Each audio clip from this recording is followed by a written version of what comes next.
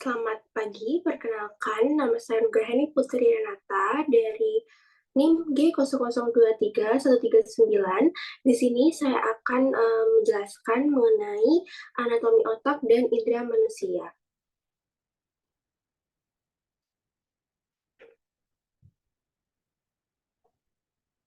Oke, baik. Untuk yang pertama, untuk area Brodmann. Jadi, di sini terdapat gambar area-area Brodmann tersebut. Nah, yang pertama, untuk area keempat, yang ini dia itu merupakan area motorik primer. Selanjutnya, untuk yang area keenam, yang ini dia itu merupakan area motorik sekunder atau gyrus postcentralis. Tadi yang untuk area motorik primer, dia itu merupakan gyrus presentralis. Selanjutnya, untuk yang 312, ini tuh merupakan area sensorik primer.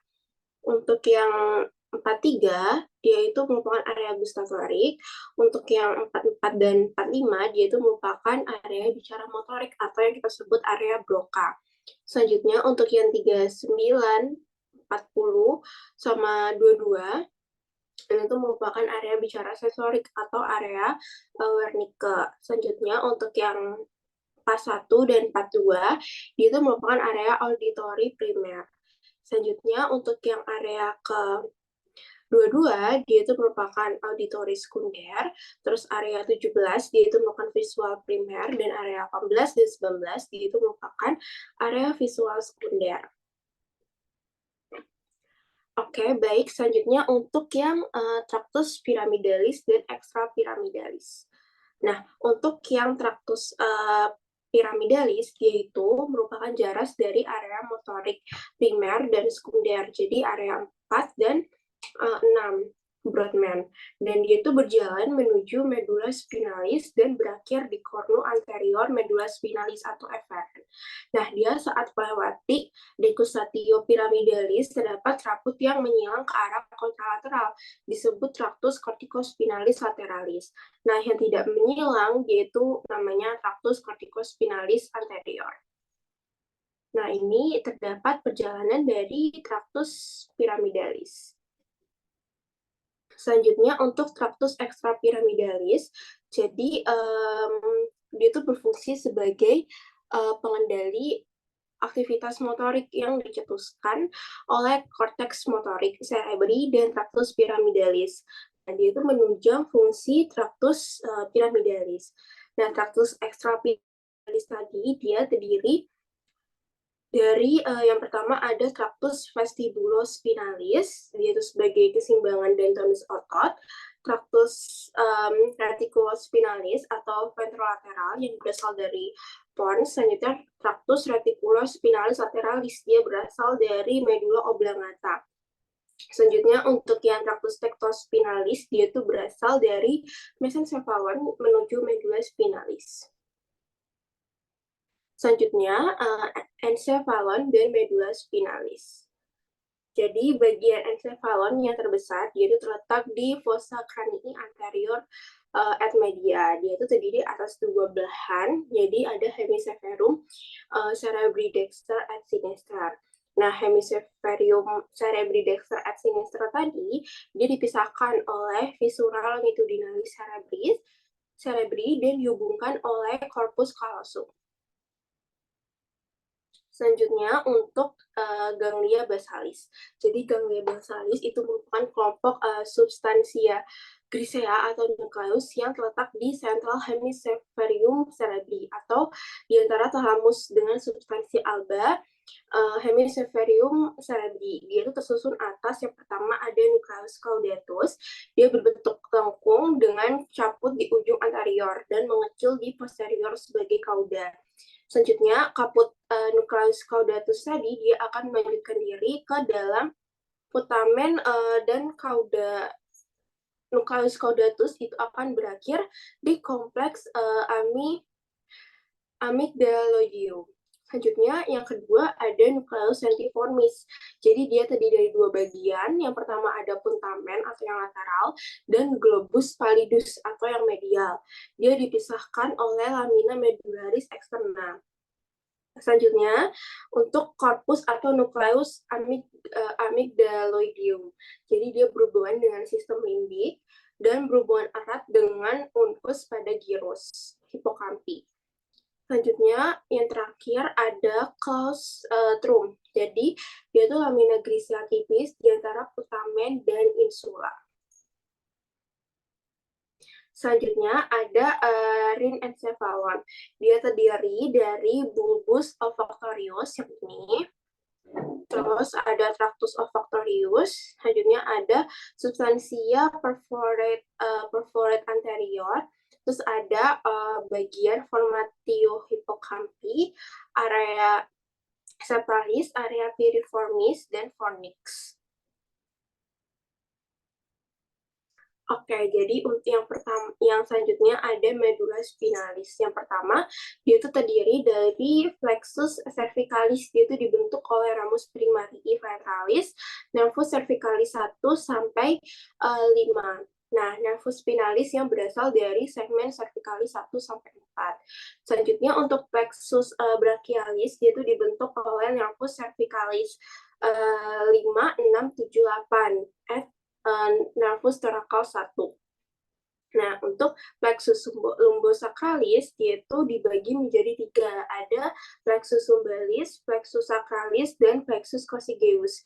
Kalau yang plexus lumbalis, dia itu ada nervus lumbalis 1 sampai 5. Kalau plexus sacralis, dia itu ada nervus sacralis 1 sampai 4.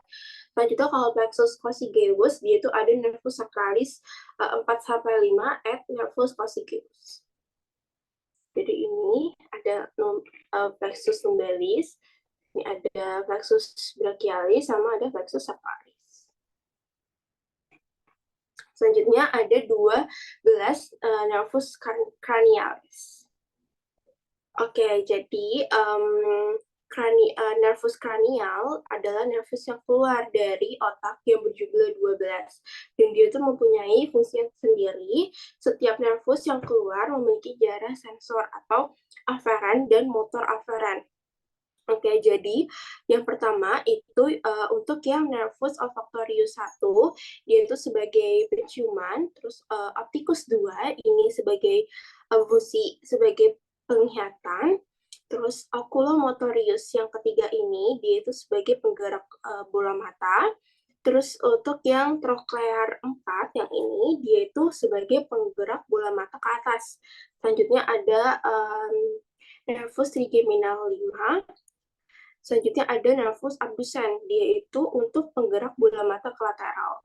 Selanjutnya ada nervus facialis, dia itu inervasi otak mimik dari wajah. Terus ada vestibulocochlear, dia itu sebagai keseimbangan dan pendengaran. Selanjutnya ada glossopharyngeal, dia itu untuk inervasi tes berat, jadi 1/3 posterior lidah dan inervasi dari otot faring.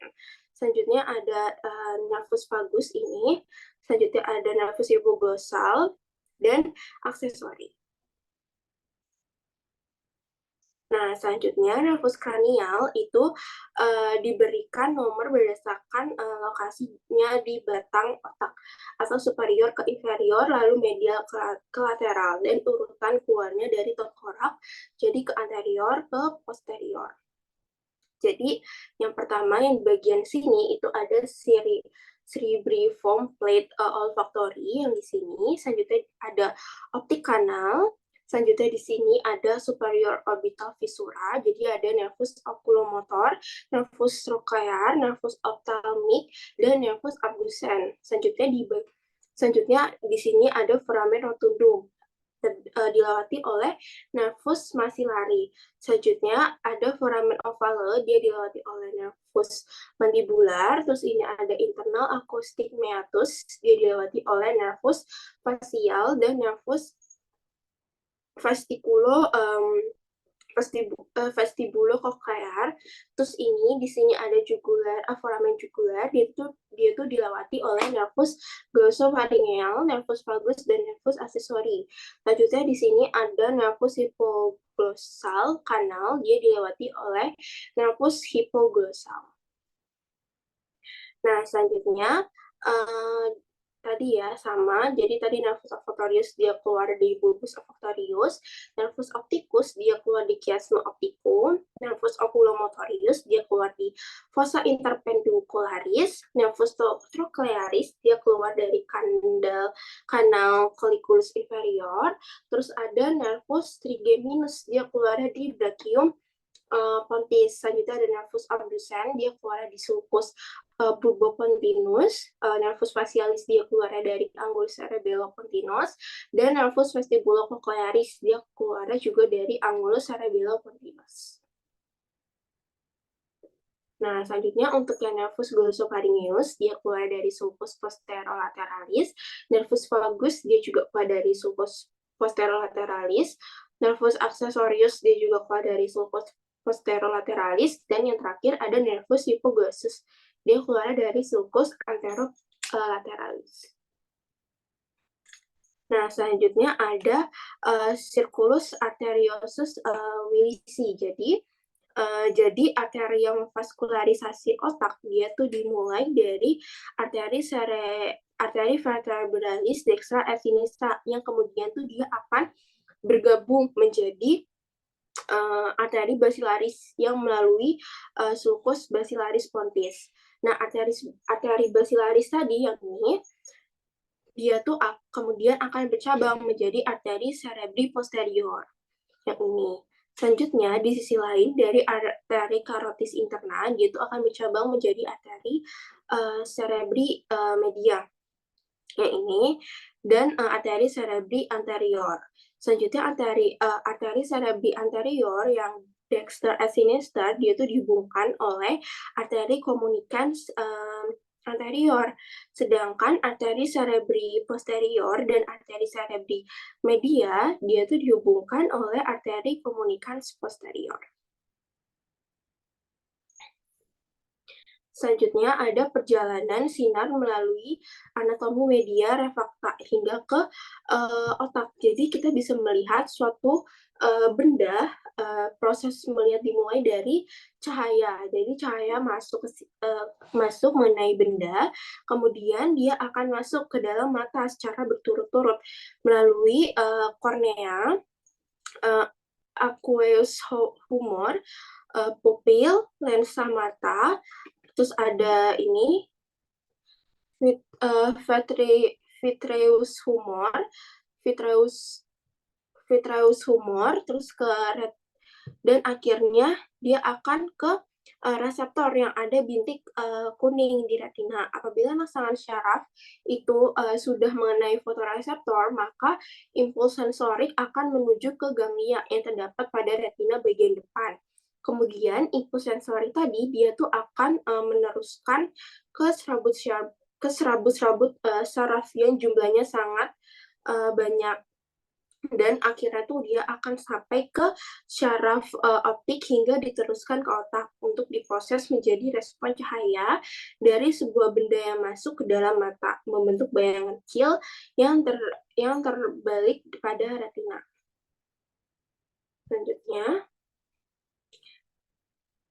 Selanjutnya ada bulbi. Jadi yang pertama ada musculus bulbi dari superior ini. Selanjutnya yang ini ada yang dari lateral.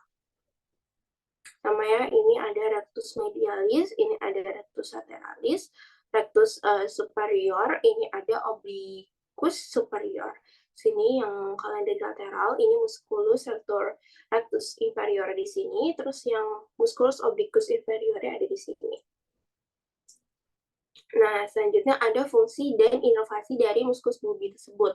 Jadi yang untuk yang musculus rectus superior, yaitu berfungsi untuk elevasi sumbu penglihatan. Jadi ada abduksi dan rotasi medial bola mata.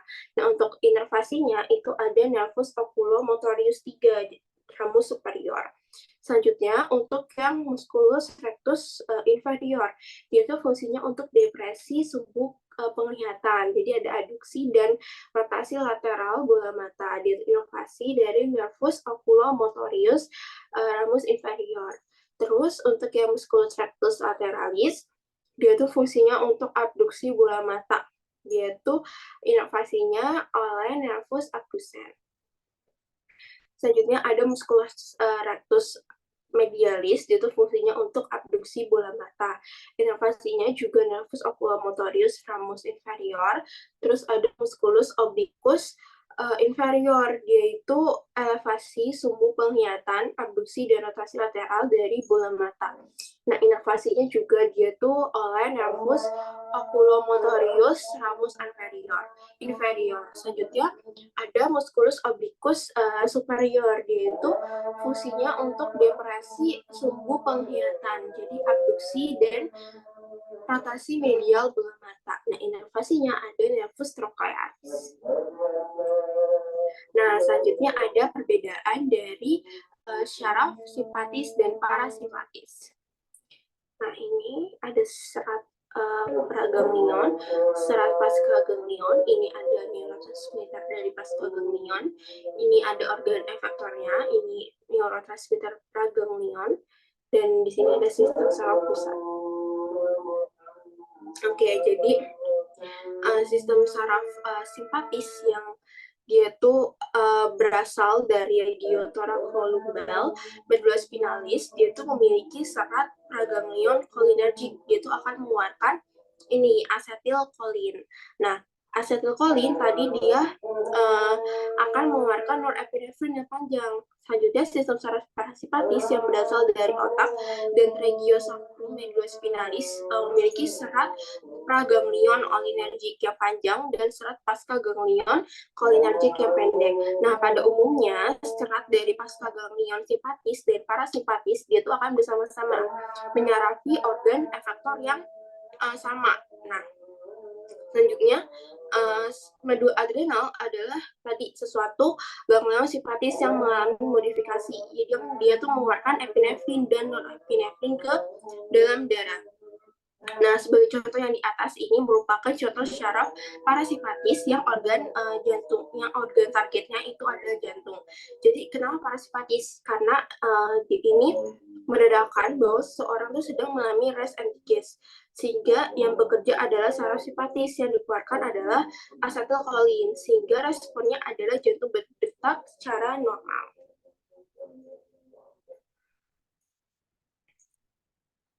Nah, perlu diingat tadi serat preganglion itu disebut serat cholinergic karena mereka mengeluarkan neurotransmitter yang sama, yaitu asetilkolin. Sedangkan pada pascaganglion di otonom atau simpatis, mereka bisa mengeluarkan neurotransmitter yang berbeda, disebut serat adrenergic. Selanjutnya, di gambar yang ini, yaitu secara simpatis, sedangkan yang merah yang ini secara parasimpatis. Nah, di gambar ini, dia itu merupakan organ-organ yang dipersyarafi simpatis dan parasimpatis, yang kerjanya itu akan dijelaskan nanti pada tabel berikutnya. Nah, ini. Nah, ini pokoknya intinya kalau misalkan yang simpatis, dia itu untuk flight or fight. Kalau parasimpatis untuk rest and digest. Nah, selanjutnya ada modalitas syaraf kranial. Yang pertama untuk arah rangsangan, yang aferen dia itu dari reseptor organ ke pusat syaraf. Eferen dia itu dari pusat syaraf ke efektor organ. Selanjutnya kalau asal-usul organ yang somatik dia itu dari ektoderm kulit, mata, telinga, lidah, otot, jantung, otot skelet. Ternyata kalau visceral dia itu derivat endoderm, otot mimik, otot pembuluh darah, otot mastikatoria, otot polos, faring, dan aring. Selanjutnya untuk bentuk rangsangan. Jadi yang pertama untuk general, jadi dia itu umum. Jadi seperti nyeri, tekan, raba, panas, dingin. Kalau spesial itu ada yang khusus, jadi rangsang sensorik atau motorik dari organ indera. Contohnya ada mata, telinga, hidung, lidah, dan derivat dari arcus brachialis. Nah, selanjutnya ini ya, modalitas syaraf kranial. Yang pertama GSE, tadi general somatic efferent, dia motorik otoskelet umum. Selanjutnya kalau GFE itu ada general visceral efferent, yaitu autonom parasimpatis, kelenjar dan pupil, dan secara umum. Selanjutnya kalau SFE itu special visceral efferent, selanjutnya GFA itu general visceral efferent, Terus kalau SFA itu Special Visceral Afferent, GSA itu General Somatic Afferent, dan SSA itu Special Somatic Afferent. Selanjutnya, nah ini ya, untuk modalitas syaraf kranial, tadi kalau nervus olfactorius dia itu SFA, kalau nervus opticus dia SSA, kalau misalkan nervus oculomotorius dia GSE, GFE, kalau nervus trochlearis dia GSE, nervus trigeminus dia SFE atau sama GSA, nervus abducens dia GSE, nervus facialis dia ada GFE, SFE, SFA, dan GSA, dan nervus vestibulocochlearis itu SSA. Nah, untuk yang nervus untuk yang nervus glossopharyngeus, dia itu modalitasnya ada GFE, SFE, GFA, SFH, dan GSA. Nervus vagus dia itu ada GFE, SFE, GFA, SFA, dan GSA. Nervus accessoris ada SFE, nervus hypoglossus ada GSE. Selanjutnya ini ya, tadi untuk yang nervus olfactorius kan dia SFA. Dia itu menerima impuls dari reseptor aferen, impuls berupa bau atau visceral, organ indera hidungnya itu spesial. Kalau nervus opticus, dia itu menerima impuls dari reseptor aferen, impulsnya berupa cahaya somatik, organ indera matanya spesial. Terus untuk nervus 3, nervus 4, nervus 6, dia itu menerima impuls ke reseptor aferen. Dia impuls berupa gerakan general atau umum, organ otot bola matanya berupa somatik. Selanjutnya kalau nervus vestibulocochlearis atau FSA, dia itu menerima impuls dari reseptor aferen, impulsnya berupa suara somatik, organ indera telinganya itu spesial. Selanjutnya kalau nervus hypoglossus atau GSE, dia itu mengirim impuls ke reseptor aferen, impuls berupa gerakan general, jadi umum. Untuk yang organ musculus trapezius dan musculus sternocleidomastoideus, dia itu somatik. Oke, sekian dari saya. Terima kasih.